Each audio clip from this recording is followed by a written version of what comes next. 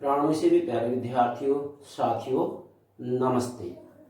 आज हम बात करेंगे राजनीति विज्ञान की महत्वपूर्ण अवधारणा की, जिसमें आज हम लेंगे निरंकुश राजतंत्र या पूर्ण सत्तात्मक राजतंत्र।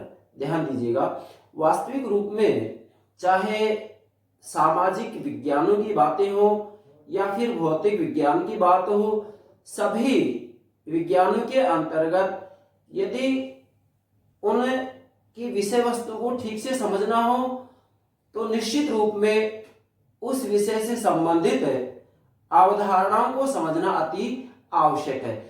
अब ठीक है, अन्य विषयों के लिए तो जरूरी है ही है, परंतु राजनीति विज्ञान के अंतर्गत जो अवधारणाएं हैं उनकी जानकारी होना अति आवश्यक है। यदि राजनीति में जिन अवधारणाओं का प्रयोग किया जाता है, जिन शब्दावलियों का प्रयोग किया जाता है, उनकी ठीक से जानकारी नहीं होती है तो वास्तविक रूप में जो शासक होता है, शासक वर्ग के द्वारा इन अवधारणाओं का दुरुपयोग किया जाता है और जनहित में कार्य नहीं किया जाता है। इसी बात को ध्यान में रखते हुए हमने वास्तविक रूप में यह निर्णय लिया है कि राजनीति विज्ञान से संबंधित जितनी भी महत्वपूर्ण शब्दावलियां हैं, अवधारणाएं हैं, उनके अभिप्राय को ठीक से छात्रों को अवगत कराएं। इसी के साथ में वास्तविक रूप में जो प्रशासनिक सेवा के अंतर्गत है, वास्तविक रूप में जो शासक या शासन के क्षेत्र के अंतर्गत आते हैं, उनको किसी न किसी रूप में इन राजनीतिक शब्दावलियों की, इन अवधारणाओं की जानकारी होना अति आवश्यक है। क्योंकि वास्तविक रूप में यदि इनकी ठीक से जानकारी नहीं होगी तो हम कह सकते हैं कि राजनीति अकल के अंधे लोगों के हाथों में चली जाएगी। इसलिए अन्य विषयों की अवधारणाओं को जानना जरूरी है, परंतु उनसे भी ज्यादा जरूरी है कि राजनीति विज्ञान से संबंधित अवधारणाओं की जानकारी किसी न किसी रूप में सामान्य जन को भी होनी चाहिए, शासक वर्ग को भी होनी चाहिए, प्रशासक वर्ग को भी होनी चाहिए। तो चलिए आज हम बात करते हैं निरंकुश राजतंत्र की, अर्थात वास्तविक रूप में ये निरंकुश राजतंत्र है क्या, या फिर पूर्ण सत्तात्मक राजतंत्र होता क्या है। आपने काफी जगह अध्ययन किया होगा कि भाई निरंकुश राजतंत्र है, उस देश में निरंकुश राजतंत्र है, या प्राचीन समय में ज्यादातर जगह निरंकुश राजतंत्र होता था, आज वैधानिक राजतंत्र है। तो ये ऐसा है क्या, मतलब इस शब्दावली का वास्तविक भावार्थ क्या है। तो यहाँ पर हम इस बात को ज्यादा लंबा ना लेते हुए वास्तविक रूप में इसका बिल्कुल सटीक अभिप्राय बताएंगे कि ये है क्या।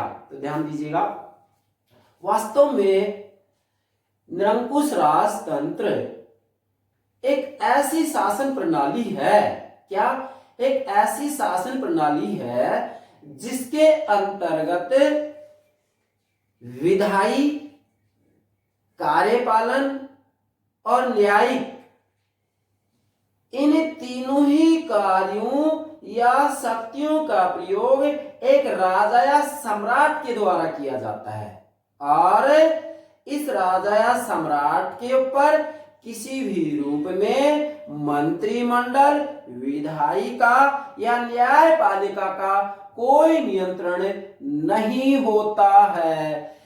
एक प्रकार से हम यह कह सकते हैं कि ये सीमित राजतंत्र का विपरीत रूप है। अर्थात यहां वास्तविक रूप में जो राजा होगा, जो सम्राट होगा, जो शासक होगा, उसके ऊपर किसी भी रूप में किसी का कोई प्रतिबंध नहीं होगा। इस प्रकार से जिसके द्वारा शासन किया जाता है वह निरंकुश राजतंत्र कहलाता है। ठीक है, अब अगली बात यहां आती है कि वास्तविक रूप में इस निरंकुश राजतंत्र के ऊपर किसी भी रूप में किसी मूर्त संस्था का कोई नियंत्रण नहीं होता है, परंतु यह तो हो ही सकता है कि इस निरंकुश राजतंत्र के ऊपर कुछ अमूर्त संस्थाओं का नियंत्रण अवश्य हो सकता है। जैसे धर्म का नियंत्रण हो सकता है, प्राकृतिक कानून का नियंत्रण हो सकता है, परंपराओं का नियंत्रण हो सकता है, परंतु यहाँ ये कोई जरूरी नहीं है कि राजा इनका पालन करे ही, इनके अधीन कार्य करे ही। वास्तविक रूप में यहाँ राजा स्वतंत्र है, अर्थात ये राजा के ऊपर निर्भर करता है कि वह उन परंपराओं का, उन प्राकृतिक कानूनों का पालन करता है या नहीं करता है। इसलिए यह संयोग पर निर्भर करता है। क्या कह रहा हूं? यह संयोग पर निर्भर करता है कि राजा धर्म का या प्राकृतिक कानूनों का या फिर वह परंपराओं का, प्रथाओं का पालन करता है या नहीं करता है। अतः ये कहा जा सकता है कि वास्तविक रूप में निरंकुश राजतंत्र का सीधा सा तात्पर्य ये होता है कि यह एक ऐसी शासन प्रणाली है जिसके अंतर्गत वास्तविक रूप में राजा शासक के द्वारा विधायी, कार्यकारी और न्यायिक तीनों कार्य किए जाते हैं और इस राजा के ऊपर किसी भी रूप में ना तो किसी मंत्रिमंडल का नियंत्रण होगा, ना ही किसी विधायिका का नियंत्रण होगा, इसी के साथ में ना ही किसी न्यायपालिका का नियंत्रण होगा। अर्थात वही अपने आप में पूर्ण होता है, जिस रूप में जैसा चाहे उस रूप में वह शक्ति का प्रयोग कर सकता है। परंतु यहाँ ध्यान दीजिएगा, वास्तविक रूप में जैसे ये बात आती है कि क्या इसकी शक्ति के ऊपर कोई नियंत्रण नहीं रखा जा सकता है, या इसकी शक्ति के ऊपर नियंत्रण रखा जा सकता है। अर्थात यह वास्तविक रूप में शक्ति को शक्ति के द्वारा ही नियंत्रित किया जा सकता है। जैसा कि हम ये कहेंगे इसके बारे में, मॉन्टेस्क्यू के द्वारा जो शक्ति पृथक्करण, नियंत्रण और संतुलन का सिद्धांत दिया गया था, इसका भावार्थ यही था।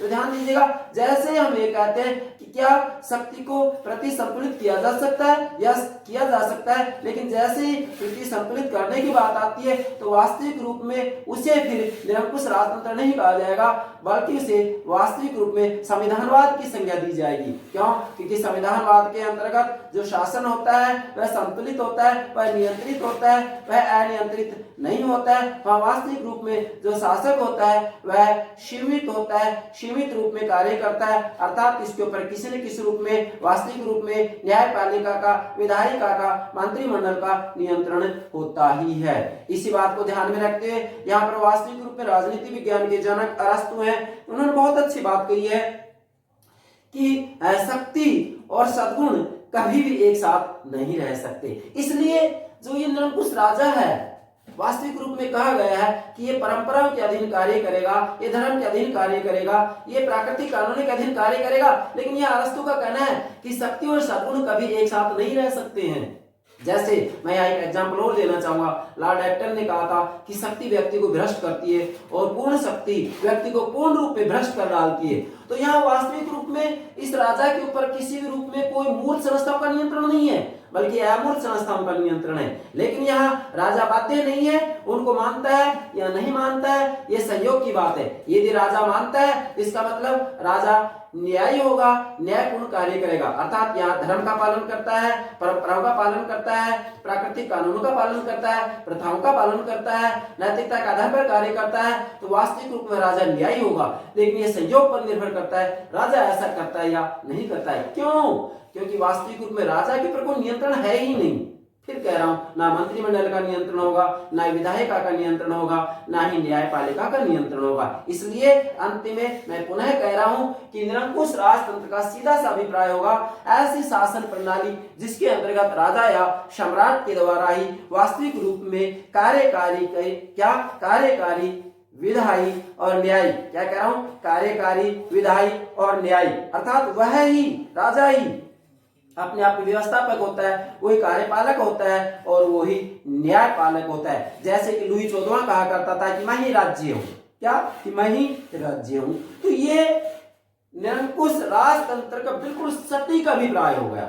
आप किसी प्रकार की प्रतियोगिता परीक्षा के अंतर्गत आपसे एक प्रश्न पूछा जाता है तो वहां किसी भी रूप में आपसे कोई गलती नहीं होगी। तो प्राणों से प्यारे विद्यार्थियों, ये आज हमने राजनीति विज्ञान की सबसे महत्वपूर्ण अवधारणा ली है।